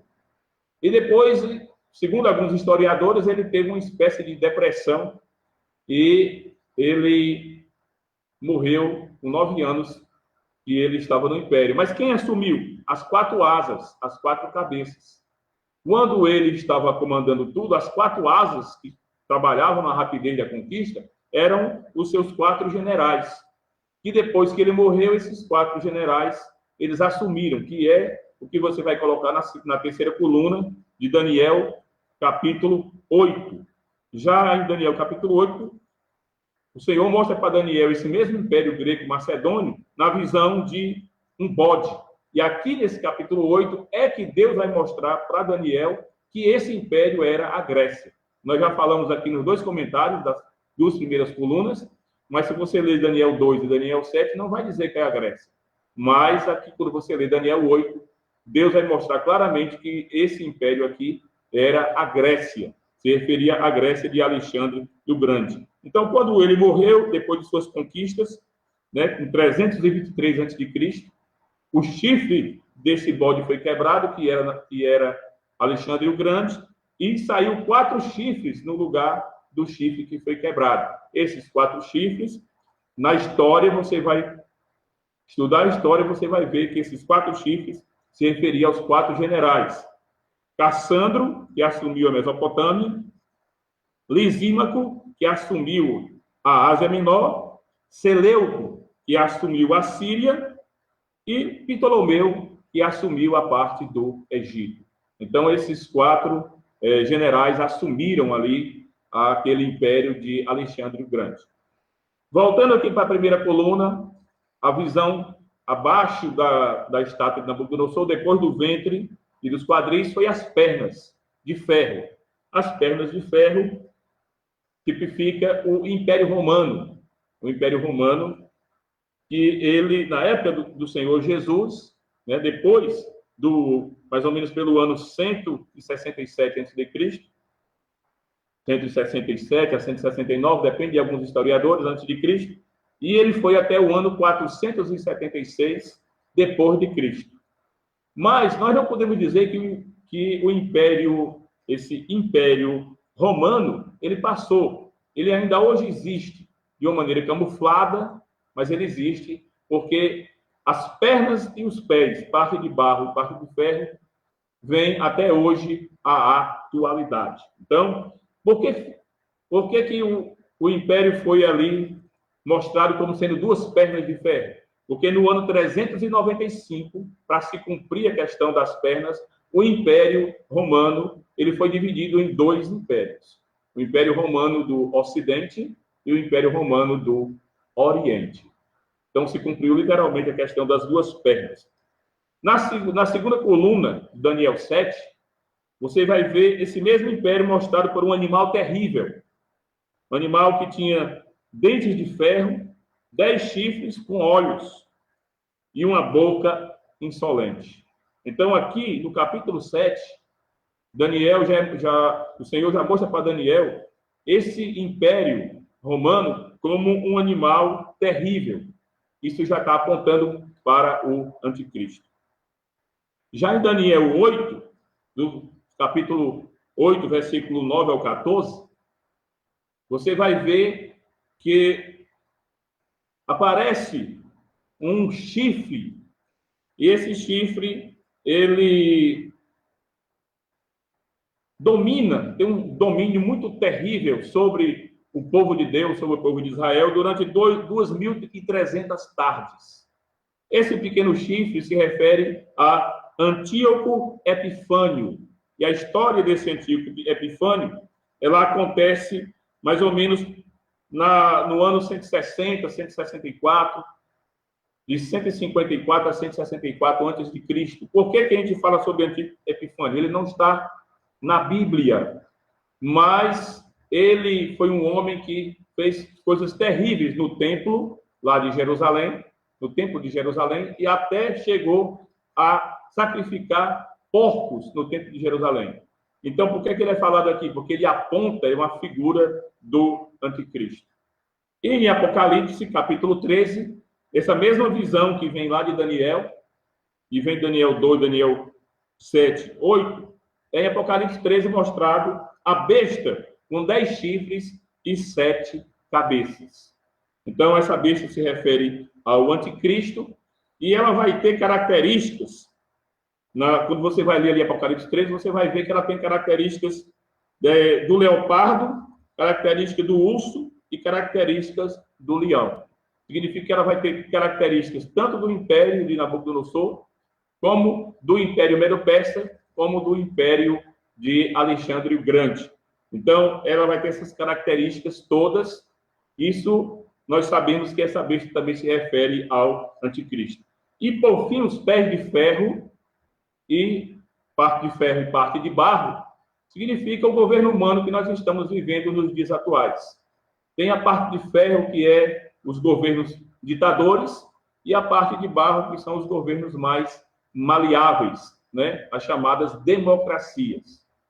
Mas a Bíblia mostra, amados e queridos, que uma pedra cortada sem auxílio de mão, que tipifica Cristo e o seu reino, vem, bate nessa estátua nos pés, esmiunça os pés, e toda a estátua também é tornada em pó. O que é que nós aprendemos com isso? Que o Senhor Jesus está voltando, vai voltar com o seu reino, vai esmiunçar toda espécie de governo humano. Não importa se ele é ferro, não importa se ele é barro, não importa se é ditatorial, não importa se ele é democrático. No final de tudo, tudo é governo humano. Não adianta você brigar, levantar uma bandeira para defender A ou B, ou um ou outro.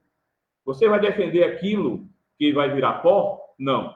A nossa defesa é pelo reino de Deus e pelo reino de Cristo. Nós somos um por esse reino. Então, esses 10 dedos aqui, lá em Apocalipse, vai mostrar que se referem às 10 nações que entregarão o poder ao anticristo. Aí você pergunta, que nações são essas? Eu já estou passando aqui do meu tempo, vou encerrar agora. Que nações são essas? Bom, nós não podemos dizer que são tais e tais nações.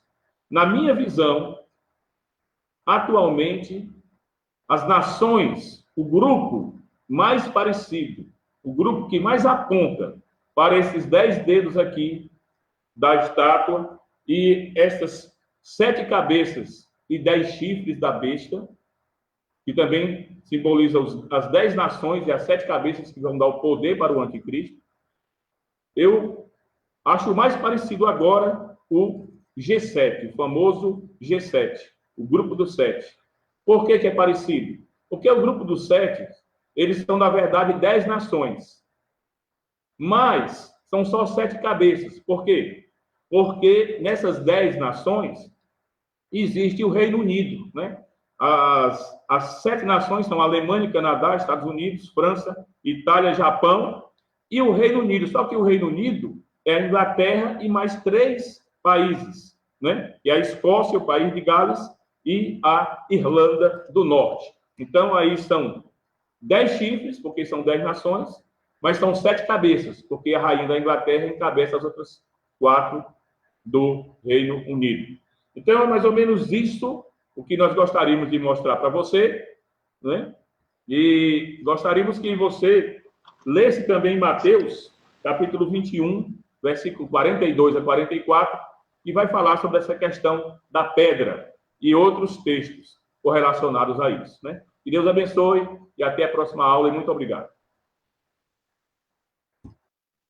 Queridos abençoados de Deus, eu gostei demais dessa nossa primeira experiência, certo? Aulas de 20 minutos. Você viu bibliologia, você viu apologética, escatologia. No ritmo agora, um sorteio agora sem perca de tempo, tá certo? Nós vamos estar sorteando agora um livro, agora. Você tem que ter atenção ao sorteio agora, tá bom, queridos? Preste atenção. O que é que você vai fazer para ganhar o livro que a gente vai sortear, certo? Vou passar aqui o meu número, calma aí. Só pode ligar quando eu der o sinal, tá certo? Meu número é 859-8714-6072. 859-8714-6072. Tá certo? Você vai me ligar aqui pelo Zap. O primeiro que ligar e responder a pergunta que eu vou fazer vai ganhar o livro que a gente recebeu ontem para sortear com vocês. Então, estou com o celular aqui, o primeiro que ligar 859-8714-6072. Você vai ligar e vai responder uma pergunta aqui ao vivo. Estou aguardando. O primeiro que ligar agora para o meu zap vai ganhar o livro de teologia, tá certo? O zap está bem aqui, queridos. Liguem aí.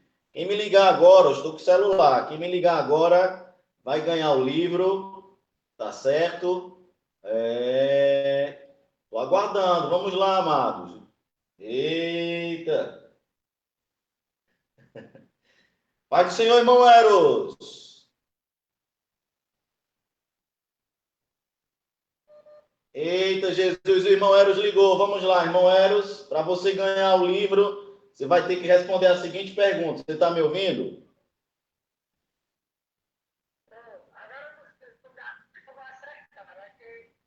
Não, você vai acertar sim. É a pergunta fácil. A pergunta é: quantos livros tem na Bíblia? Irmãos, que pergunta fácil. Quantos livros tem na Bíblia, irmão Eros? Tu não chuta não, senão tu vai perder. Eu te dou 30 segundos aí para tu pesquisar aí. Pesquisa, não chuta não aí. 30 segundos. Irmãos, o irmão Eros, assim que eu falei, me ligou aqui, ó. Vamos ver se ele acerta a pergunta para ganhar o livro de teologia. Vai lá, irmão Eros. 30 segundos. Não perde a chance, não. Quantos livros tem? Eu vou te dar mais um. 73 é da católica. Quero saber da Bíblia protestante. Quantos livros?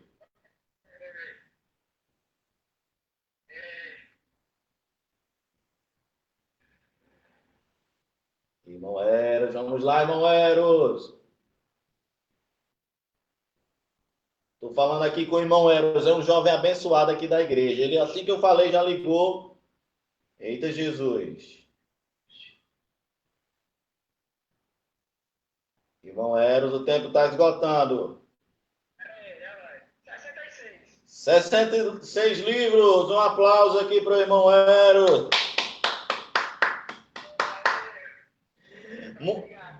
Muito obrigado, irmão Eros. Depois da aula, tu entra em contato comigo que eu vou dizer como é que você vai receber o livro, tá bom? Muita gente me ligando, irmãos, mas o irmão Eros já ganhou aqui o livro, tá bom? Paz. Amém, queridos. Bênção de Deus. O irmão Eros ganhou o livro. Vou dar aqui alguns avisos importantes para os irmãos, tá certo? Tenham todos aí atenção. Atenção ao máximo, tá certo? Nos avisos que eu vou estar dando agora. Vamos lá, queridos. Nós vamos lançar o canal no YouTube, certo? Pastor, quando é que vai ser a próxima aula? Dia 22. Se Deus permitir, dia 22 de agosto, vamos estar com a nossa próxima aula. Tá certo? Eu queria que vocês tivessem atenção que eu vou dizer agora. Todos os alunos tenham atenção, tá certo?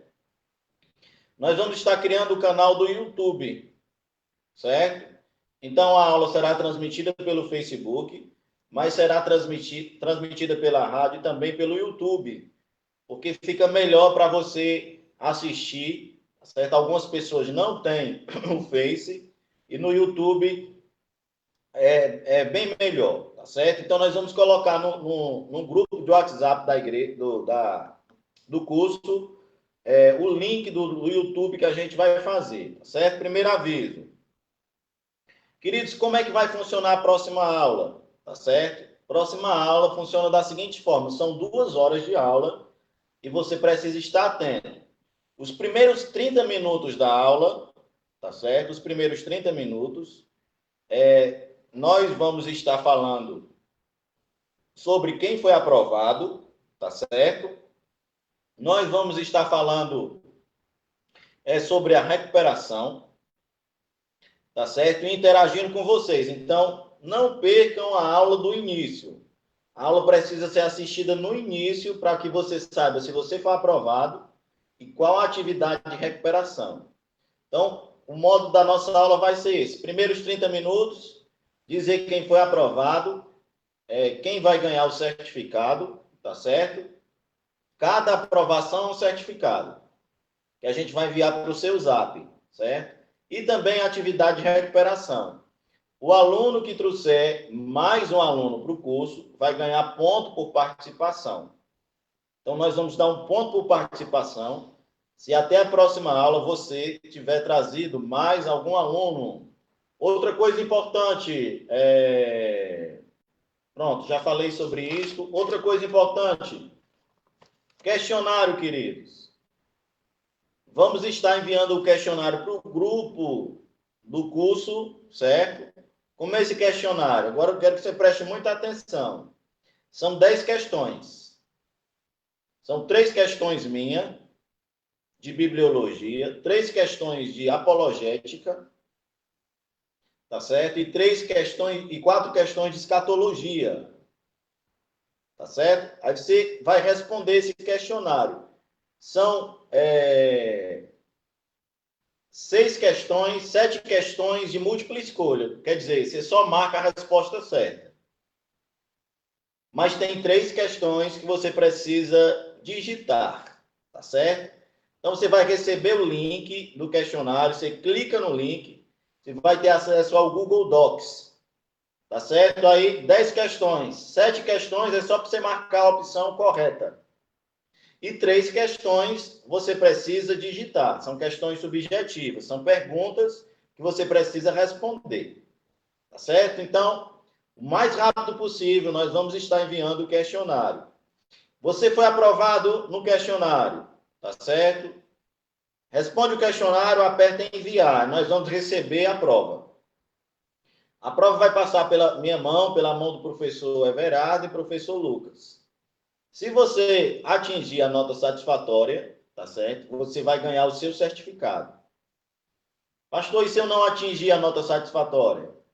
Aí você vai ficar atento à atividade de recuperação. Cada professor vai passar uma atividade de recuperação. Tá bom? E a gente vai ficar se comunicando pelo grupo, né? Não vai ser coisa difícil, queridos. Tá certo? Vocês vão conseguir. Peço, por favor, que continuem no curso, tá certo? Em janeiro, dezembro, janeiro, já vai ter a primeira formatura.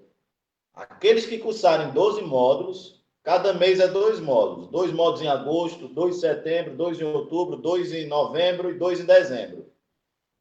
Se você cursar esses 12 módulos, em janeiro nós vamos estar marcando a formatura, já para você receber o diploma de básico em teologia, tá certo?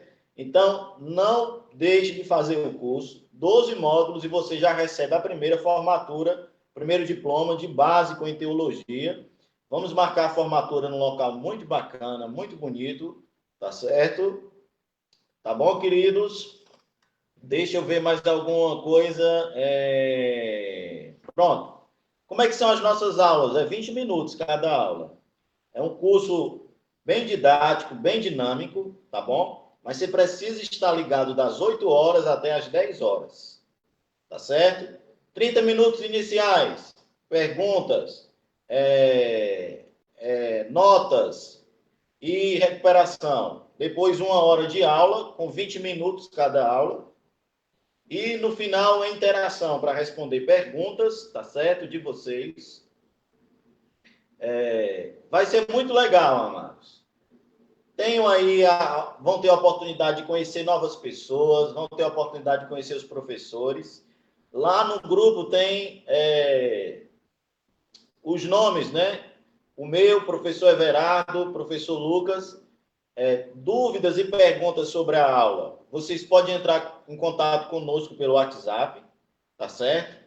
Na outra aula, a gente vai deixar um espaço para debate, provavelmente já vamos fazer também no YouTube, aí vai ter o chat lá que fica melhor para a gente visualizar todas as perguntas.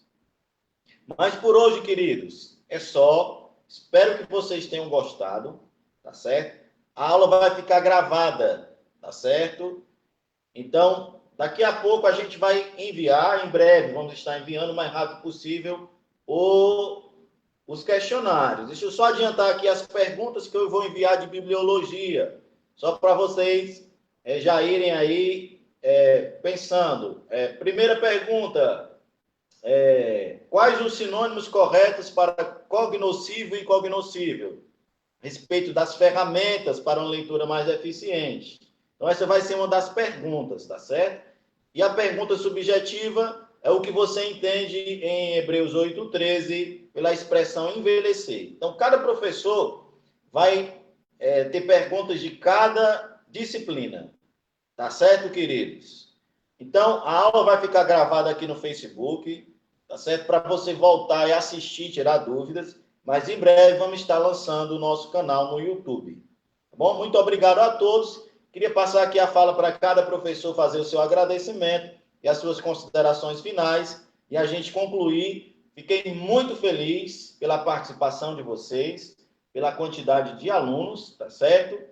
Então, traga mais alunos para você ganhar ponto por participação. Então, professor Lucas aí fazendo seus agradecimentos finais. Depois, professor Everardo.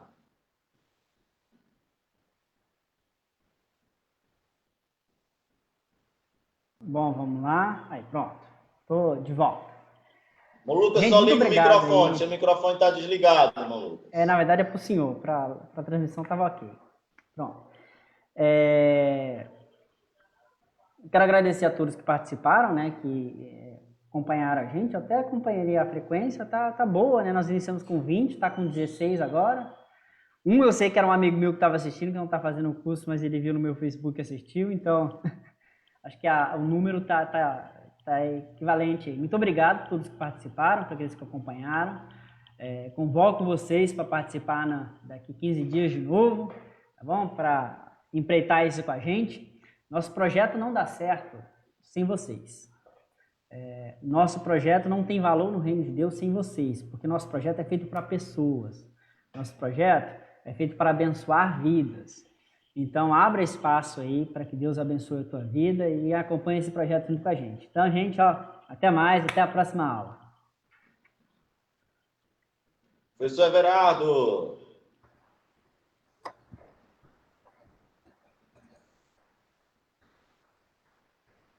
Amém. Graças a Deus por essa nossa primeira aula oficial. Que Deus abençoe a todos vocês que participaram. Esperamos que os que não puderam participar agora ao vivo, mas como essa aula vai ficar gravada, você vai poder participar conosco.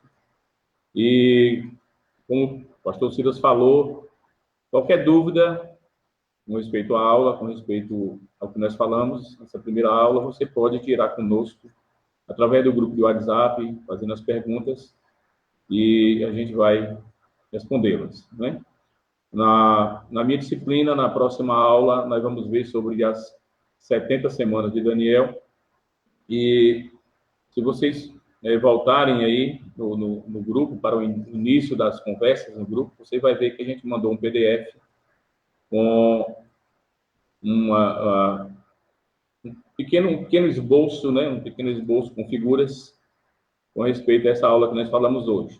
Se possível, também vou mandar o PDF com a aula que nós falamos hoje para vocês, para ficar mais fácil, para facilitar, que todos possam dar uma boa revisão, ouvir novamente a aula através do Facebook, através das mídias que estão disponíveis, e também lendo o esboço, e vão ter como responder com muita tranquilidade as perguntas da avaliação. Que Deus abençoe e até a próxima aula. Que Deus possa usar vocês e possa ser uma grande bênção nós receber vocês de volta aqui no dia 22. Em nome de Jesus. Queridos, Deus abençoe a todos. Muito obrigado pela sua participação, audiência, tá certo? Tragam mais alunos para o curso.